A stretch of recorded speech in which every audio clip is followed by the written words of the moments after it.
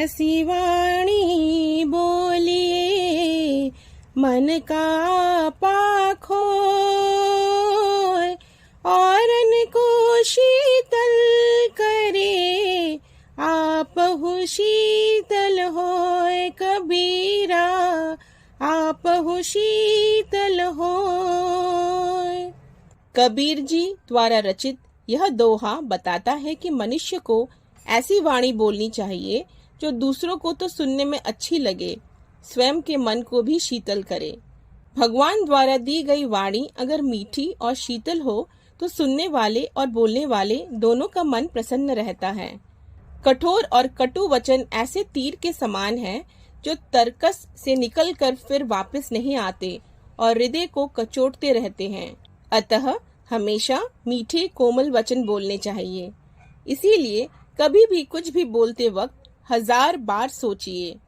अपने शब्दों को चुनकर बोलिएगा, अन्यथा इसका परिणाम बहुत भयंकर भी हो सकता है।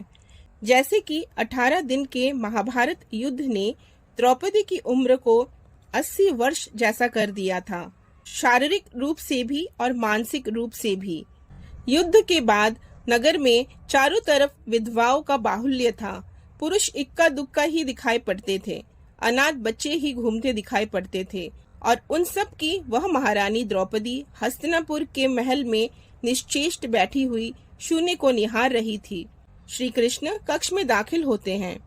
द्रौपदी कृष्ण को देखते ही दौड़कर उनसे लिपट जाती हैं। कृष्ण उसके सिर को सहलाते रहते हैं और रोने देते हैं। थोड़ी देर में उसे खुद से अलग करके समीप के पलंग पर बैठा देते हैं। द्रौपदी, यह क्या हो गया सखा, ऐसा तो मैंने कभी नहीं सोचा था। कृष्ण, नियति बहुत क्रूर होती है पांचाली, वह हमारे सोचने के अनुरूप नहीं चलती, वह हमारे कर्मों को परिणामों में बदल देती है।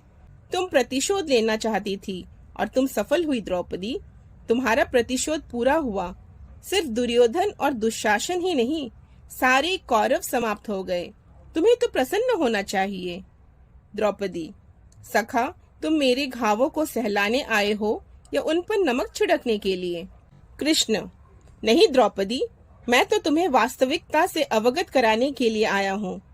हमारे कर्मों के परिणाम को हम दूर तक नहीं देख पाते हैं और जब वे समक्ष होते हैं तब हमारे हाथ में कुछ नहीं रहता। द्रौपदी, तो क्या इस युद्ध के लिए पूर्ण रूप से मैं ही उत्तरदायी हूँ कृष्ण?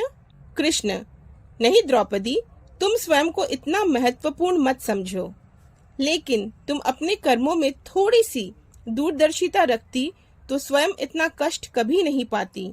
द्रौपदी, मैं क्या कर सकती थी कृष्ण?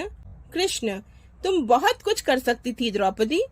जब तुम्हारा स्वयंवर हुआ तब तुम कर्ण को अपमानित नहीं करती और उसे प्रतियोगिता में भाग लेने का एक अवसर देती तो शायद परिणाम कुछ और होते।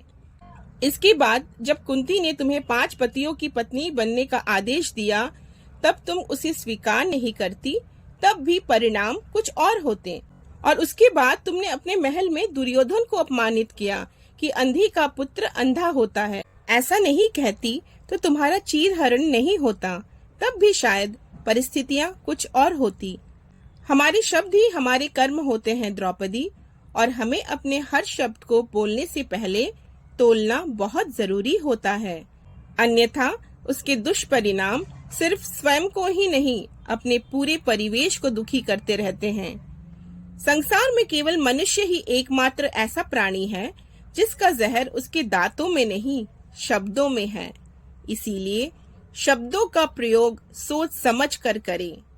ऐसे शब्द का प्रयोग कीजिए जिससे किसी की भावना को ठेस ना पहुंचे। आशा करती हूँ आज का वीडियो आपको अच्छा लगेगा। धन्यवाद।